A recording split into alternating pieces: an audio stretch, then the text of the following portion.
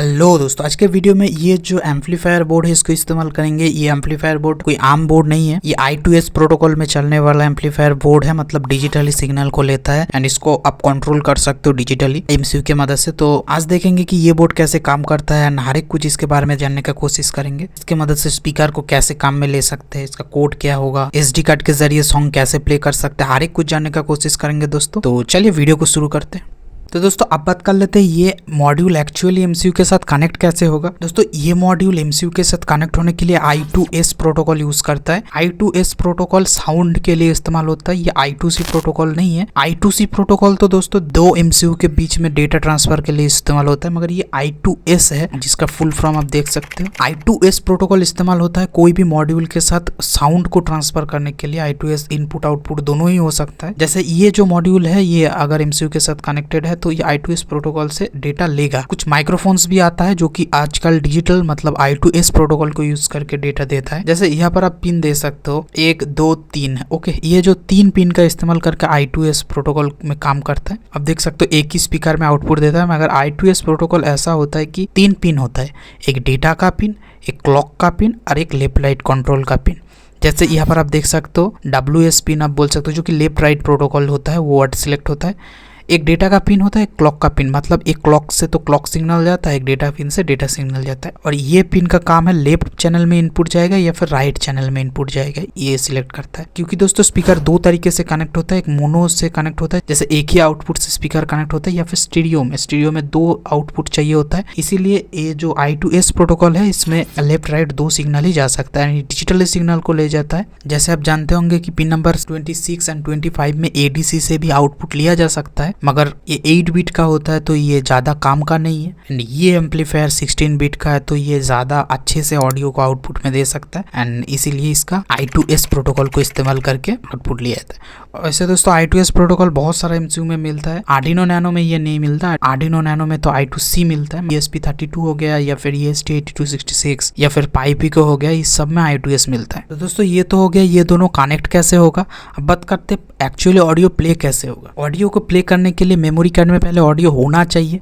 Memory card को इसके साथ कनेक्ट करना पड़ेगा SPI कॉन्फ़िगरेशन में। मेमोरी कार्ड के ऊपर मैं एक डिटेल्स में वीडियो बना चुका हूँ, आप वो देख सकते हो। जैसे अगर आप ये MCU यूज करते हो तो ये तो 5 वोल्ट का मेमोरी कार्ड का स्लॉट है, ये 3.3 वोल्ट का, तो आप ये यूज कर सकते हो 3.3 वोल्ट में डायरेक्ट, ये भी चल जाएगा, मगर आप ये यूज कर सकते हो। ये SPI के थ्रू कनेक्ट होगा एंड ये I2S में कोई भी पिन में कनेक्ट होगा। तो इसको तो दोस्तों सोल्डर करने के बाद मैं कनेक्ट कर लूंगा। मगर एक चीज है दोस्तों, मेमोरी कार्ड में जो फाइल सेव होगा वो किस में होना चाहिए। तो दोस्तों एक बात का ख्याल रखना कि जब भी आप बात करते हो कि MCU आपका ऑडियो प्ले करे तो जो फाइल का फॉर्मेट वो वेब फॉर्मेट में होना चाहिए .wav करके। ये फॉर्मेट में डेटा होने का फायदा ये है कि एक्चुअल वेब फॉर्मेट में ये डेटा को राइट करता है, मतलब इसका फाइल साइज बड़ा होता है मगर ये फाइल को कंप्रेस करके नहीं रखता। जैसे MP3 फॉर्मेट हो गया, ये फाइल को कंप्रेस करके रखता है, मतलब एल्गोरिथमिकली ये फाइल बहुत ही छोटा होता है, इसमें फाइल साइज बहुत ही कम हो जाता है, ये एक फायदा होता है। जैसे आप ये मान सकते हो कि ये जो वेब फॉर्मेट है ना, MP3 फॉर्मेट में ये पूरा वेब फॉर्म सेव नहीं होता, ये एल्गोरिथमिकली सेव होता है। मगर अगर मैं वेब फॉर्मेट की बात करें तो ये पूरा वेब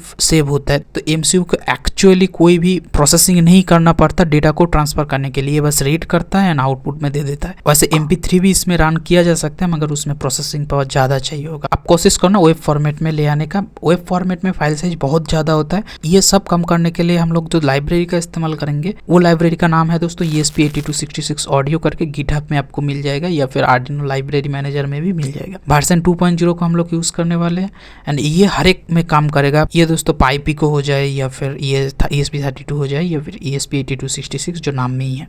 ये MP3 फॉर्मेट ACC फॉर्मेट को भी सपोर्ट करता है, ये इसको हम लोग आगे देखेंगे। तो चलिए दोस्तों आगे कोडिंग के बारे में बात करते हैं। तो दोस्तों मैं इसके साथ एक पुराना स्पीकर कनेक्ट करूंगा जो कि 4 ओम का है एंड 6 वाट का है। ये चिप दोस्तों 3 वाट तक लोड को सपोर्ट कर सकते हैं, 6 वाट है, हाफ में ही चलेगा मगर ठीक है ये काम कर लेगा।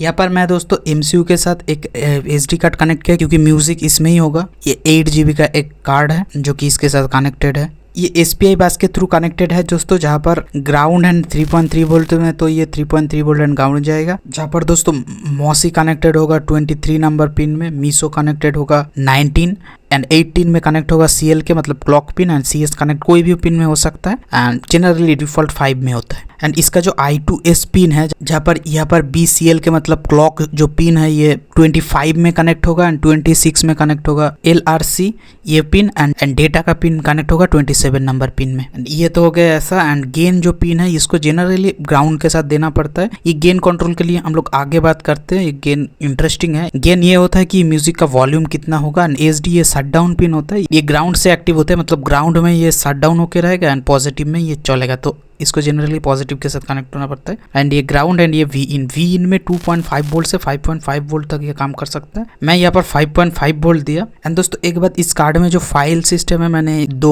OF फाइल एंड एक MP3 फाइल रखा है, क्योंकि MP3 फाइल भी ESP ऑडियो लाइब्रेरी के साथ काम कर सकता है। तो एग्जाम्पल के लिए मैं तो पहले OF फाइल को टेस्ट करूंगा इसके साथ। दोस्तों इसका कोड का जो स्ट्रक्चर है इसको समझना जरूरी है। तो पहले तो ये जो लाइब्रेरी है ये डिफाइन होता है, ये पॉइंटर के थ्रू डिफाइन होता है जिसको असाइन करना पड़ता है। ये 3 लाइब्रेरी आप देख सकते हो। एक होता है फाइल का लाइब्रेरी, एक होता है आउटपुट मतलब I2S जो पिंस होगा उसके लिए, एंड एक होता है जो म्यूजिक जनरेटर है। तो इसका स्ट्रक्चर ऐसे होता है कि जो फाइल का लाइब्रेरी है एंड आउटपुट का लाइब्रेरी है ये म्यूजिक जनरेटर में जाएगा जो ऑडियो जनरेटर होता है, एंड वही सब कुछ कंट्रोल करेगा। तो ऐसा कोड का स्ट्रक्चर होता है। एंड लूप सेक्शन में ये एक लूप का देना पड़ता है, क्योंकि ये वेब फाइल है तो ऑडियो वेव जनरेटर का लूप यहाँ पर देना पड़ेगा। तो दोस्तों मैं जो फोल्डर में जो सैंपल वेब फाइल है उसको पहले रन करके देखता हूँ काम करता है कि नहीं। ये इंस्टेंटली काम कर रहा है दोस्तों।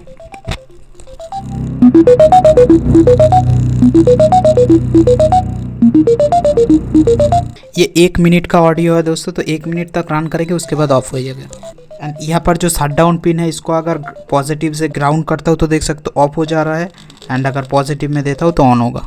तो ऐसे ये काम करता है। दोस्तों एक चीज़ का ध्यान रखना, ये लूप सेक्शन में जो लूप है ना इसको कॉन्टिन्यूअस रनिंग का ज़रूरत है, क्योंकि ये क्या होता है कि ये ESP बोर्ड का रैम लिमिटेड है 300 KB ही है, तो इसमें जो वेब फाइल है वो तो 10 MB का है, तो डायरेक्ट तो रैम में नहीं ले सकता। इसीलिए जो सॉन्ग है उसको छोटे छोटे टुकड़ों में डिवाइड कर देता है ना, हर एक टुकड़ों को एक CPU साइकिल में चलाता है, मतलब लूप का एक CPU साइकिल में हर एक टुकड़ों को चलाता है। तो इससे ये एफिशिएंट होता है। तो इसका फ़ायदा तो ये है कि कम रैम में भी काम कर सकते हैं, जितना लंबा ऑडियो आप काम में ले सकते हो। नुकसान ये है कि आपको टाइम कॉम्प्लेक्सिटी का ध्यान रखना पड़ेगा। जैसे मैं अगर लूप में 1 सेकेंड का डिले देता हूँ तो आप देख सकते हो ऐसा कुछ होता है। जहाँ पर पहला जो ऑडियो चल रहा था उसका ही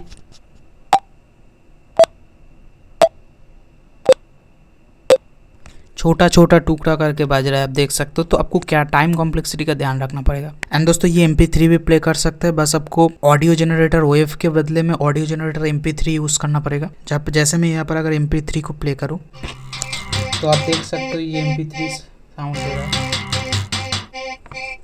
MP3 में एक दिक्कत ये आ सकता है कि MP3 स्टार्ट होने में थोड़ा सा समय ले सकता है, क्योंकि ये कॉम्प्रेस्ड फॉर्म में होता है, तो इस बात का ध्यान रखना। यहाँ पर तो दोस्तों इंस्टेंटली चालू हो जा रहा है, मगर कभी कभी थोड़ा सा वक्त ले सकता है। इसके बाद दोस्तों आता है इसका जो गेन का पिन, मतलब इसका जो वॉल्यूम। एक तो वॉल्यूम आप प्रोग्रामेटिकली सेट कर सकते हो, जो कि फ्लोट में सेट होता है 0 से लेके 1 तक। ये प्रोग्रामेटिकली सेट करने से एक बहुत अच्छा रेंज मिल जाता है, या फिर आप ये गेन पिन में चेंज करके भी सेट कर सकते हो। जैसे अगर गेन पिन डिफॉल्ट होता है मतलब ओपन होता है ना, तो आपको 9 डेसिबल मिलता है।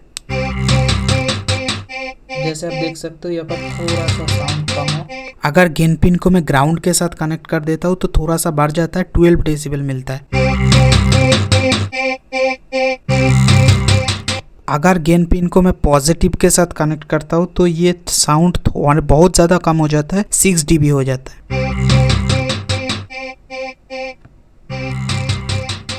तो ग्राउंड एंड VCC के बीच में अगर मैं स्विच करूँ तो फ़र्क आप देख सकते हो। ये है ग्राउंड थोड़ा सा ज़्यादा, ये थोड़ा सा कम। एंड 100K का रेसिस्टर के साथ अगर पॉजिटिव के साथ कनेक्ट करता हूँ तो 3 dB मिलता है, जो कि बहुत ज़्यादा कम है। और अगर 100K का रेसिस्टर के साथ ग्राउंड के साथ कनेक्ट करता हूँ तो 15 dB मिलता है, जो कि सबसे ज़्यादा है। तो ये गेन का कंट्रोल है, जो कि डिफ़ॉल्ट में 12 dB ही मिलता है, जो कि ग्राउंड के साथ कनेक्ट होता है। तो ये ठीक ठाक है। दोस्तों ESP12 में भी I2S मिलता है, तो ये भी इसको रन कर सकता है, मगर इसमें एक थोड़ा सा प्रॉब्लम है। SD कार्ड तो यहाँ पर ऐसे कनेक्ट होगा कि इसका जो मीसो है 12 नंबर पिन में, मॉसी 13 नंबर पिन में एंड CL के जो है 14 नंबर पिन में कनेक्ट होगा। मगर इस पे CS पिन का डिफॉल्ट पिन है 15 नंबर पिन, मगर ये ऐसे कनेक्ट नहीं होगा क्योंकि 15 नंबर पिन I2S के लिए इस्तेमाल होता है। तो CS पिन को मैं 16 में देना पड़ेगा। कोड सेम ही इस्तेमाल होगा दोस्तों। इसमें दोस्तों I2S का फिक्स पिन होता है, जहाँ पर ये वाला डेटा इनके लिए जो पिन है वो पिन नंबर 3 जो रिसीव का TX रिसीव का पिन है ये, एंड BCL के मतलब क्लॉक का पिन 15 नंबर पिन में कनेक्ट होगा, एंड ये जो LRC है ये पिन नंबर 2 में कनेक्ट होगा। तो अब देख रहे होंगे pin number 15 and pin number 3, या फिर आप बोल सकते हो पिन नंबर RX, ये 2 ही रिजर्व पिन इसको यूज किया जा रहा है। तो ये एक चीज है जो आपको ध्यान रखना पड़ेगा कि अगर I2S इस्तेमाल हो रहा है तो सीरियली पिन कनेक्टेड नहीं होना चाहिए किसी और के साथ। मैं इस मॉड्यूल को कनेक्ट करके देख रहा था काम कर रहा है कि नहीं, मगर ये नहीं कर रहा था, तो इस बात का आप ध्यान रखना दोस्तों। जब I2S कनेक्टेड हो तो कोई और कुछ कनेक्टेड नहीं होना चाहिए। एंड मैं अगर इसको पावर देता हूँ तो ये काम करना चाहिए।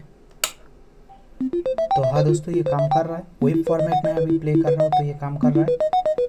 एंड ये थोड़ा सा हीट हो रहा है क्योंकि मैं 160 मेगाहर्ट्ज में इसको काम कर रहा है। एंड ये थोड़ा सा हीट इसलिए हो रहा है क्योंकि मैं 160 मेगाहर्ट्ज में काम कर रहा हूँ। अगर आप MP3 को डिकोड कर रहे हो तो मैं रिकमेंड करूँगा 160 मेगाहर्ट्ज में इसको सिलेक्ट करें। तो यही था आज का वीडियो दोस्तों। तो आपको ये वीडियो कैसा लगा आप कमेंट में बताइए। अगर अच्छा लगा है तो कमेंट कीजिए, लाइक कीजिए एंड सब्सक्राइब भी कीजिए दोस्तों। अगर इसी तरह का वीडियो और भी देखना चाहते हो तो लाइक ज़रूर करना दोस्तों। मिलते हैं नेक्स्ट वीडियो में, तब तक के लिए जय हिंद।